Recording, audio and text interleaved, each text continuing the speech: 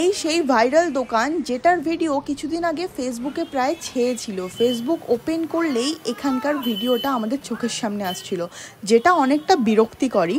তো কিছুদিন আগে আমি গেছিলাম সেই ফেমাস দোকানটায়, যেটা আমি কোনো দিনই কল্পনা করিনি যে আমি এখানে যাব। কারণ সত্যি কথা বলতে আমি পার্সোনালি যে কোনো জায়গা যেটা ভাইরাল হওয়া জায়গা, এইরকম জায়গাগুলোকে অ্যাভয়েড করি। কারণ আমার মনে হয় এখানকার খাবার দাবারগুলো একটু অ্যাভারেজই হয়, কিন্তু মানুষজন এটাকে ওভারহাইপ করে ফেলে।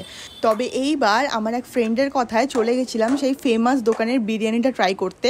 আর আমার যে ধারণাটা ছিল, জানি না এবারে চেঞ্জ হবে কি না, চলো দেখা যাক আমার এক্সপিরিয়েন্স কী ছিল, সেটাই আমি তোমাদের সঙ্গে আজকের ভিডিওতে শেয়ার করব। প্রথমে বেশ কিছুক্ষণ ওয়েট করার পরে আসলো নতুন বিরিয়ানির হাঁড়ি, আর তারপরেই শুরু হলো বিরিয়ানি কাটা। বিরিয়ানি কাটার সঙ্গে সঙ্গে মাটন আর আলুগুলোকে ওপরে সাজিয়ে রেখে শুরু হলো পার্সেল দেওয়া। আর পার্সেলের কিন্তু বেশ ভালোই লাইন ছিল, আর ম্যাক্সিমাম লোকজন এখানে বিরিয়ানি পার্সেলই করে নিয়ে যাচ্ছিলেন।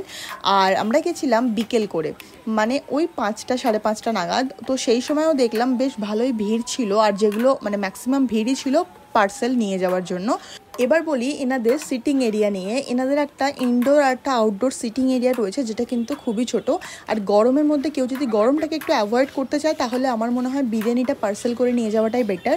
কিন্তু যারা গরম গরম বিরিয়ানি ট্রাই করতে চায়, তাদেরকে সেখানেই বসে খেতে হবে। তো আমরা যেহেতু ভিডিওর জন্যই গেছিলাম, তো আমাদেরকে ওখানে ট্রাই করতেই হতো, নাহলে রিভিউটা ইনকমপ্লিট থেকে যেত। কারণ ঠান্ডা হয়ে গেলে বিরিয়ানিটার টেস্ট অন্যরকম হয়ে যায়, তাই গরম গরমই টেস্ট করাটাই বেটার। তো আমরা ওখানে অর্ডার করে দিয়েছিলাম 3 প্লেট মাটন বিরিয়ানি। আর এখানে কিন্তু চিকেন চাপও পাওয়া যাচ্ছিলো। আমরা আলাদা করে আর কিছু অর্ডার করিনি, কারণ বিকেলের সময় বেশি খাওয়া পসিবল না। যদিও আমি 1 প্লেট মাটন বিরিয়ানি দুজনে শেয়ার করেই খেয়েছিলাম, কিন্তু অনেকেই আছো যারা 1 প্লেট মাটন বিরিয়ানি শেষ করতে পারো, কিন্তু আমার পক্ষে সেটা পসিবল না। যদিও আমি এমন টাইমে গেছিলাম সেই সময় বিরিয়ানি খাওয়ার সময় না। এটাই হলো সেই ইনডোর সিটিং এরিয়া যেটার কথা তোমাদেরকে বলছিলাম। যদিও গরমের মধ্যে এই জায়গাটা খুব সাফোকেটিং লাগছিল, তবুও কিছু করার ছিল না, এখানেই বসে বিরিয়ানিটা ট্রাই করেছিলাম। আর যদি বলি এবারে মাটনের সাইজ নিয়ে, সাইজটা এমন কিছু বিশাল বড় ছিল না বা খুব ছোটও ছিল না, মিডিয়াম সাইজের ছিল। আর একটা গোটা আলু ছিল, আর তার সাথে ছিল একটা ওয়েল কুকড মাটন, যেটা তোমরা ভিডিওতে দেখলেই বুঝতে পারবে যে কতটা নরম ছিল। আর তার সঙ্গে দেওয়া হয়েছিল স্যালাড।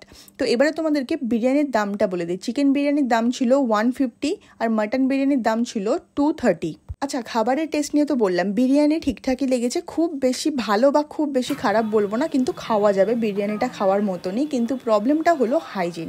মানে দোকানে ঢোকার সময় তোমাদের ওই ভক্তিটা চলে যাবে, যেটা আমার হয়েছিল। কারণ বিরিয়ানির দোকানের পাশেই যদি টয়লেট করে, সেটা দেখে আমি জানি না কারা কারা ভক্তি ভরে খেতে পারবে। আর খুব বাজে স্মেলও আসছিল।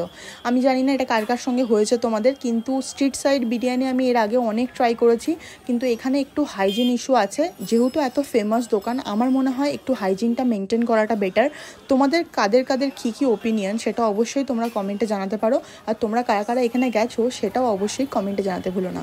ভিডিওটা ভালো লাগলে অবশ্যই লাইক করে দিও। আজকের মতো এইটুকুই, দেখা হচ্ছে নেক্সট একটা ভিডিওতে। টাটা।